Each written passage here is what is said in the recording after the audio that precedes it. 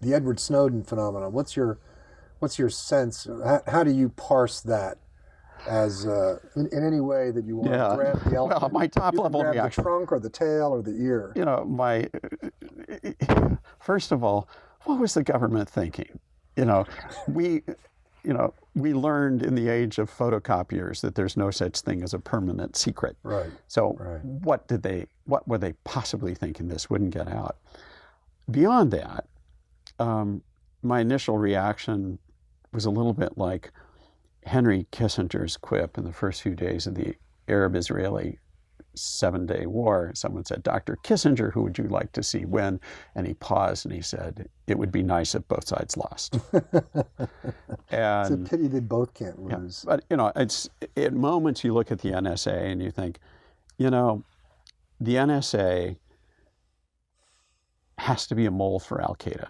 That's the only explanation here, because the economic damage that their mass collection of information caused. A lawyer would say, this is strict liability. You collected a dangerous thing that escaped. This is no different than putting a dam on your property and impounding water, and the dam fails and it floods out your neighbor down the river and say, well, hey, it's just water.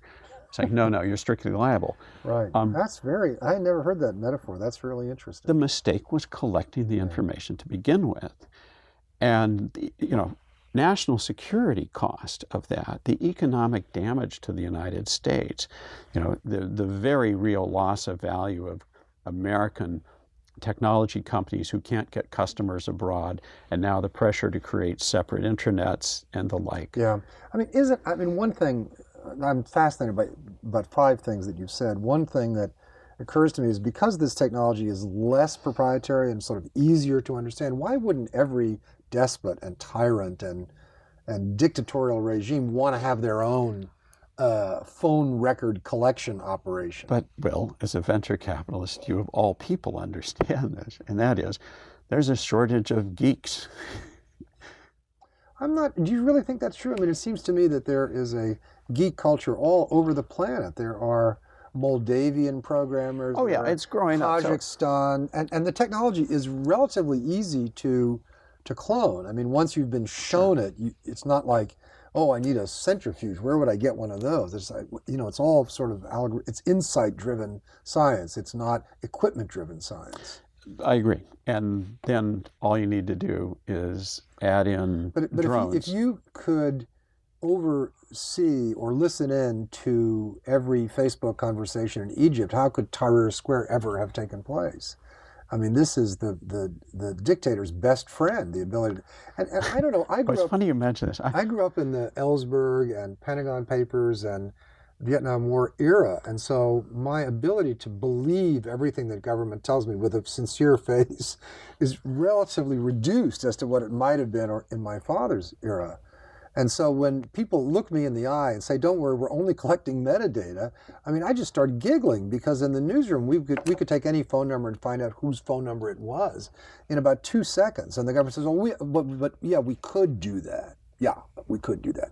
But we're not doing that without a court order. And I'm thinking like, oh yeah, got it. Court order. Yeah, I forgot about that. Well, how's that coming? Yeah, I just find the whole thing to be preposterous, that they're not building a kind of Orwellian system that with modest effort can follow us from moment to moment. The other thing about the NSA, it's evocative of a long time ago. David Brower once said of the Bureau of Reclamation and the Army. This is going to be good. So the Army Corps of Engineers. He said the Army Corps of Engineers are like beavers; they cannot stand the sight of running water.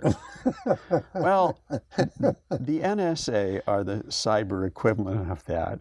They just can't stand the idea of any data getting away, and they just, like beavers, are going to collect it up, even though it's useless to them and dangerous to the country.